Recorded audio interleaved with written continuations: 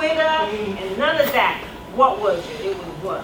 Black radio. AM and FM. And in this city, it was LIB, BLS, WWRL, and they were also radio broadcasting from city colleges. So there was WHCR, which was a FM signal coming out of the city college campus. And one of the hosts of an over 20-something year program is the brother that's here today that I'm about to bring up, Leroy. So.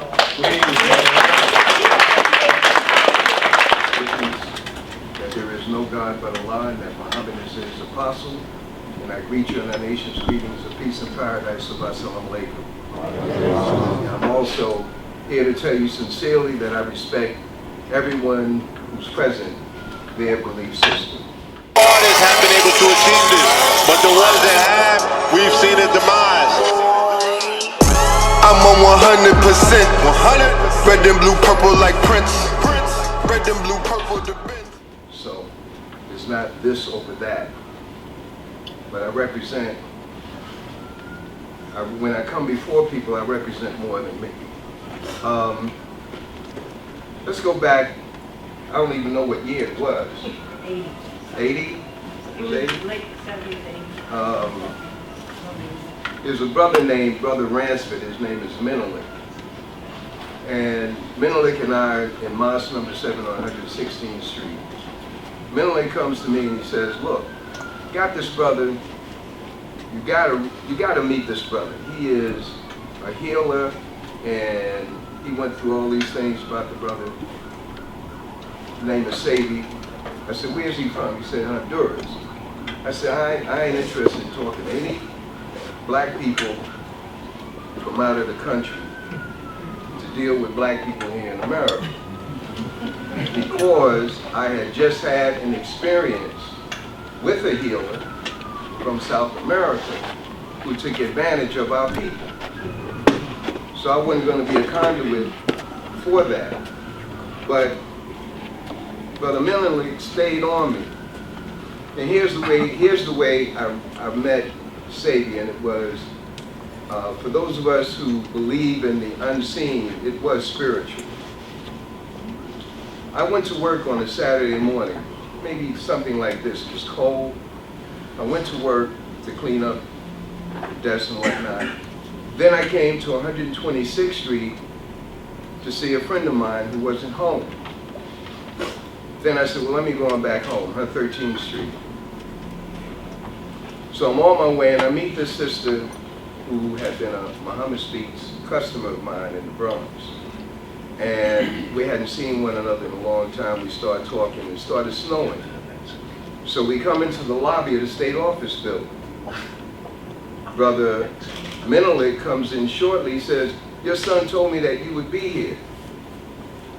Now, I said, he's supposed to be here listening to Dick Gregory up on the 8th floor talking to some black veterans. But my son told him that I would be here. I went to work. I went to see a friend. I didn't need to see Dick Gregory because I knew what Dick Gregory was going to talk about, but my son needed it. But anyway, make a long story short, so we in the lobby, Menelik comes and he says, your son told me you would be here, and Sebi is in town. The brother I've been trying to get you to see is in town. So I put the thing together. I said, well, look, the forces had brought us together in the lobby. Fast forward, Brother Menelik drives the bus. We get in Menelik's car and the windshield wiper ain't working. He's driving fast. I'm saying, what the hell is this, man? But we make it over to Brooklyn. I can't remember the brother's home that we went to, but the story that I had been given by Brother Menelik was the story of Teddy Pendergrass. Teddy Pendergrass had been in an automobile accident and had been paralyzed from his neck down. Menelik tells me, he says, look, this brother came from Virgin Islands, whatever, and now Teddy Pendergrass is paralyzed from his waist down. So I I'm saying, okay. So I'm going to ask Sebi about this story when I get to Sebi. So we get to Brooklyn, and it's cold. Sebi's upstairs in this house. He got bare feet. He's wearing this light garment that you wear in the summertime. So I'm looking at this guy. I said, and he said, yes, come on in. Yes. You ain't had that big voice. Yes. So I said, look, because I'm cutting to the chase.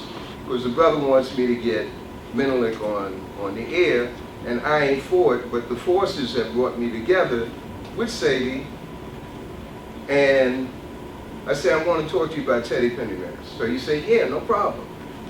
So he told me the story, which is a fascinating story, because the way I remember Sister Annette is that there were two lawyers, female lawyers, who were friends of Teddy, who went to Dick Gregory to ask Dick Gregory to help Teddy. Dick Gregory said, no, I can't do it, but there's a guy down in Virgin Islands, whatever. He's an herbalist. Herbalist who might be able to help. So they come down and meet Sebi, and going back to the story that Sebi tells me, so they come up once a month. We came up once a month. Once a month, and they're treating Teddy Pendergrass. And so I said, well, what? I said, so what condition was he? He told me blah blah blah, and he was, when they left, all from treating Teddy, he was paralyzed from his waist down. I said, so why, what happened? He said, I asked him for some money. So I said, well, you asked him for some money. I said, what'd you ask him for? He said, I told him he could pay me whatever he wanted to for what they had been able to do. And I said, well, what did he say? He said, Teddy told me to kiss his ass. Right? Something like that. He kissed my ass. So I said, well, I'm trying to put this thing together, right? What had happened is that when you went down there was a Russian nurse, right? There was a Russian nurse who was treating Teddy. And they were about to go to Russia for Teddy to be treated, but the intercession of the two lawyers with Sebi comes north to Philadelphia, treats the brother, and moves the paralysis from his neck down to his waist. So he said, look, the family wanted me to stay. I think that's what you told me. The family wanted him to stay involved, et cetera, et cetera, et cetera. So that story was good enough for me. And given the circumstances of us being brought together. So we began to do these interviews up at WHCR, and the phones go off the hook, bam. I got all this time, so I interview them as often as I can, right? So I mean, that's the key to doing a good talk show is having a guest. Not you talking, that's my opinion. Get a guest. Sebi just running it. Whatever ailment I bring up, Sebi is running it. Bam, bam, bam, bam, bam. So I'm learning along with the audience. So I have him back, run it again, you know. So anyway, eventually, I met Sister Nat, because I don't believe I met you first. In fact, Menelik has disappeared. He's alive somewhere. But we owe Menelik for staying on me to get the brother on. Let's give Menelik a hand.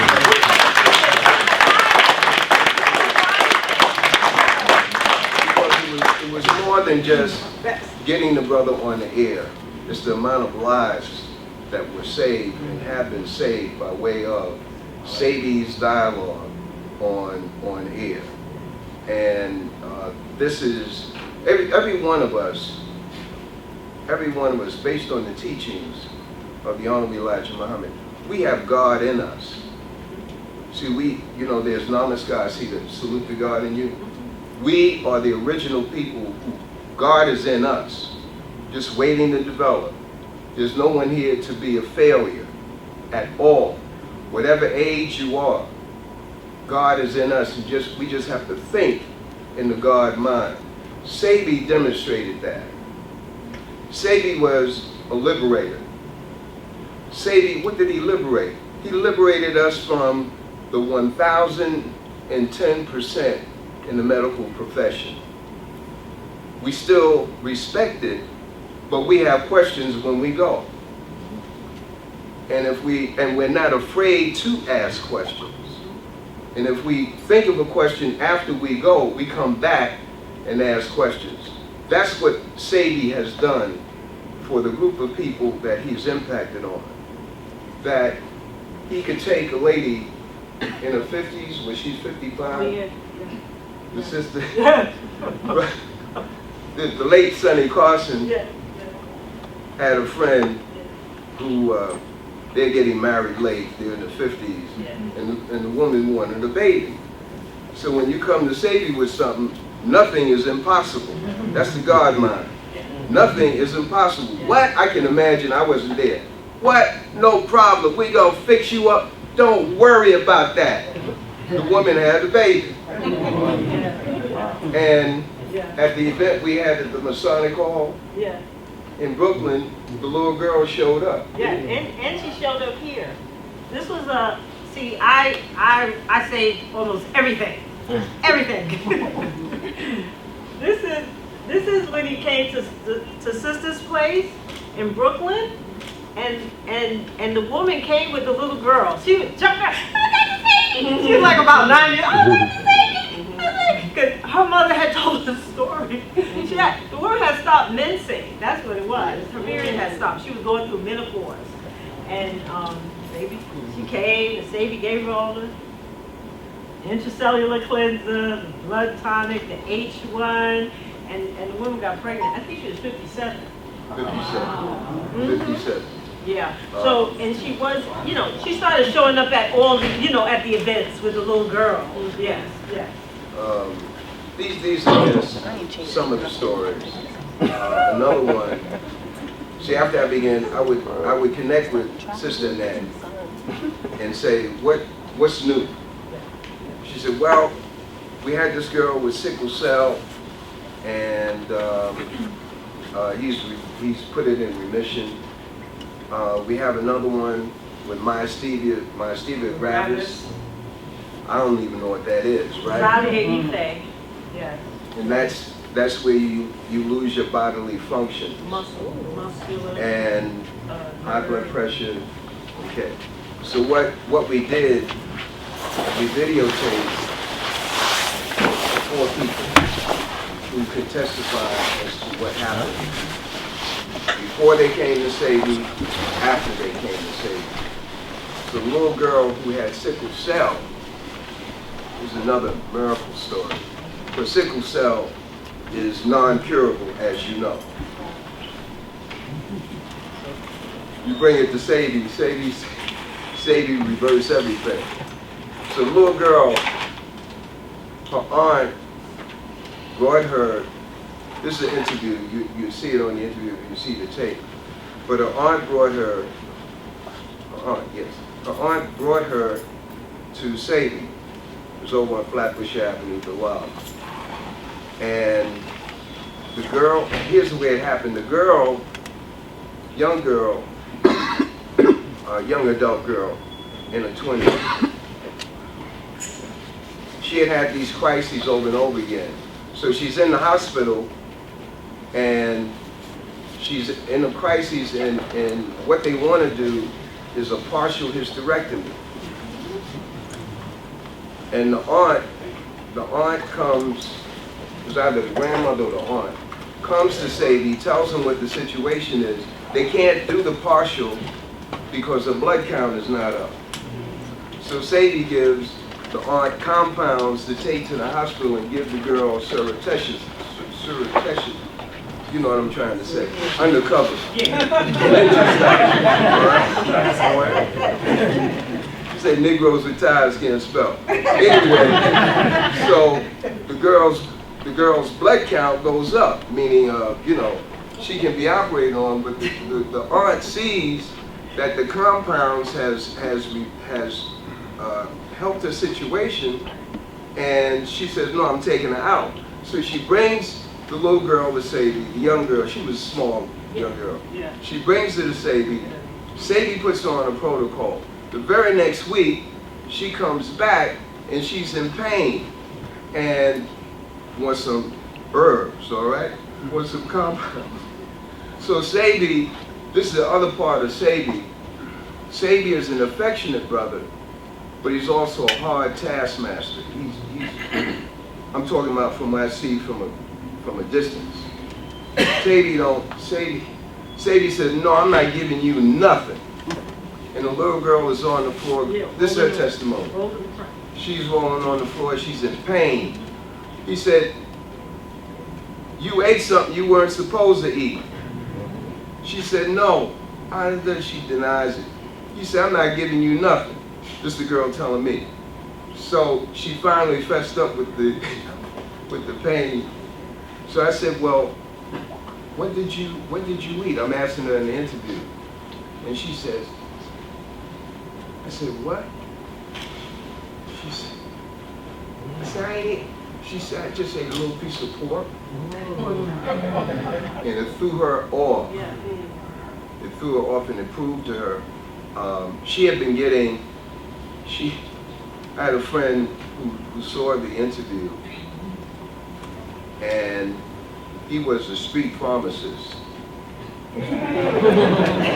So when the girl was talking about all the drugs that she had to take for the sickle cell, he said, man, that girl was, I said, what are you talking about? He said, didn't you hear what she said? She was on this, these are pharmaceuticals, she was on this. Opioids, which is out there on the street, right? I said, what? He said, man, she was in serious situation. So the girl subsequently had a baby.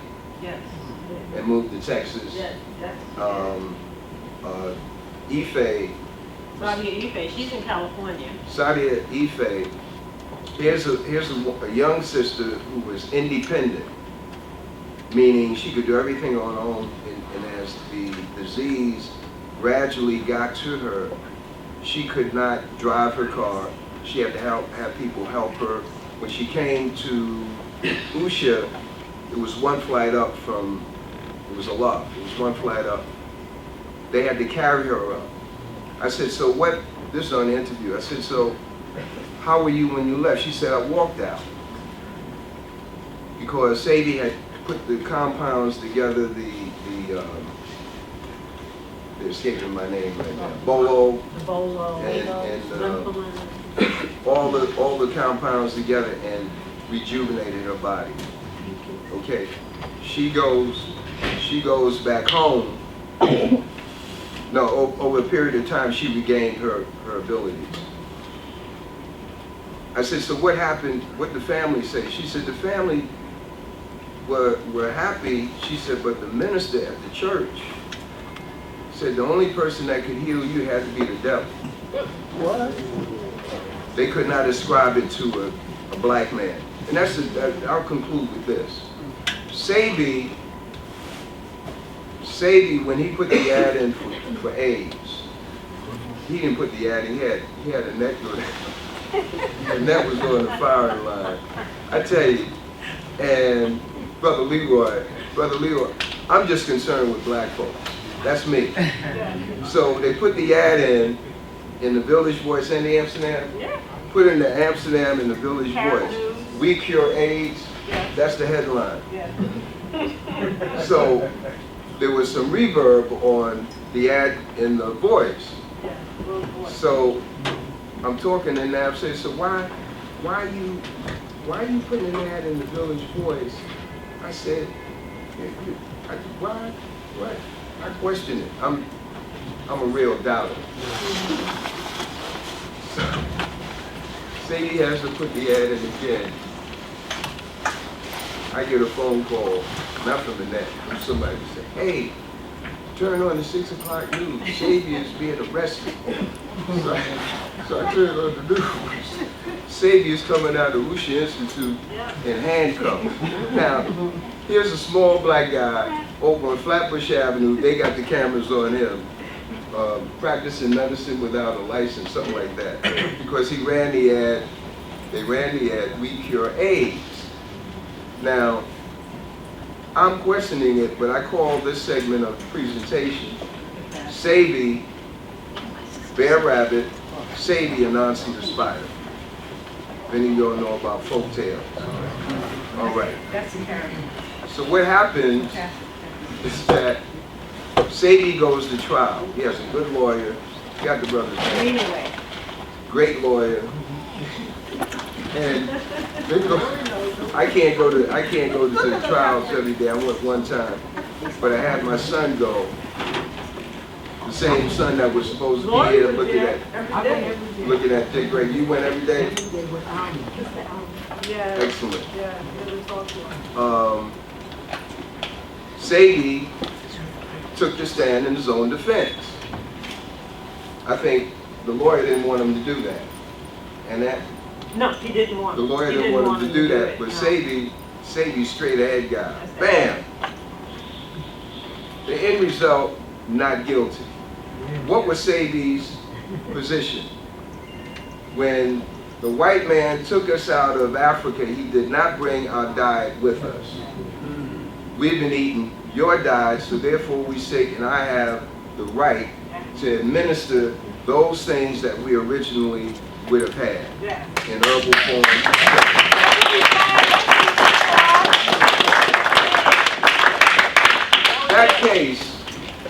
That case is a book in itself. It is not just a passing thing. It is not, I'm saying this to those who were there, those, I wasn't at, it is a major step. It's in the court records, meaning it's official, just like going to Congress and being sworn in and giving testimony and that sort of thing. No, that's a major document.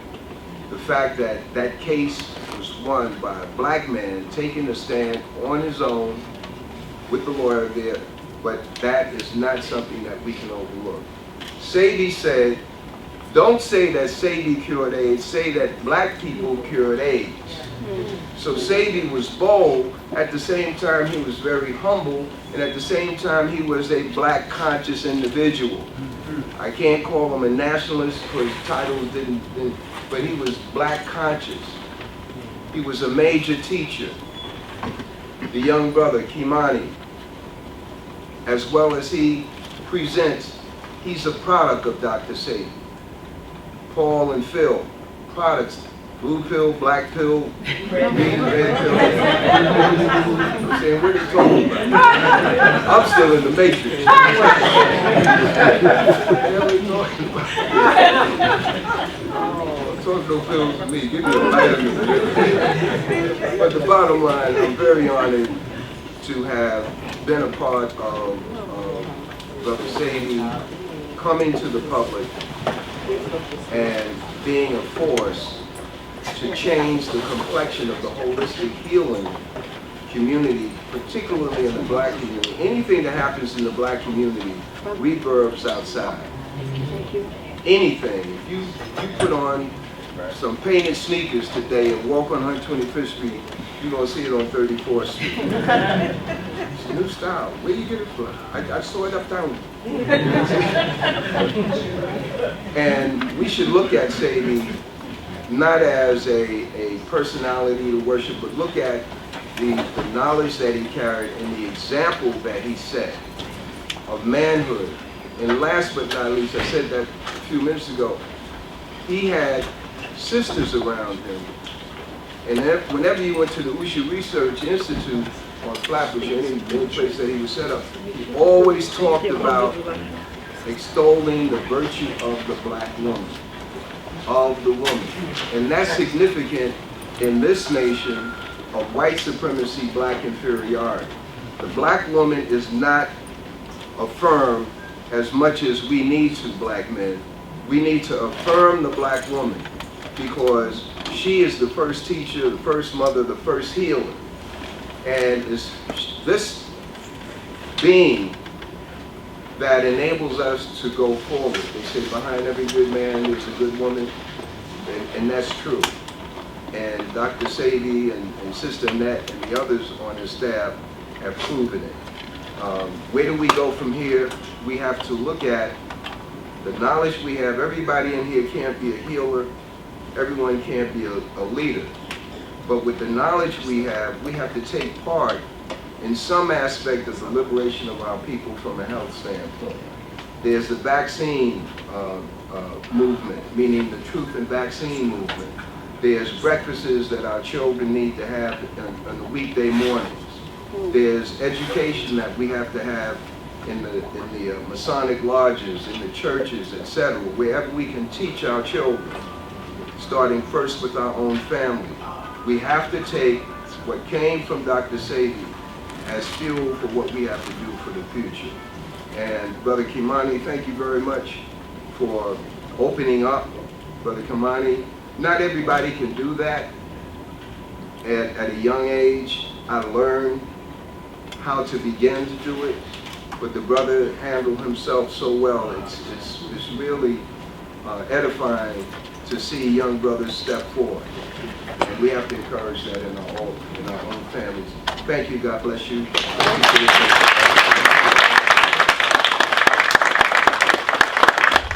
Anthem on the track. Yeah. Yeah. King shit. Yeah. Yeah. Look. I'm from the city where the bums rich. Skyscrapers block the rays when the sun hits. One time coming, niggas run quick. By the time a baby walk, he got a gun grip.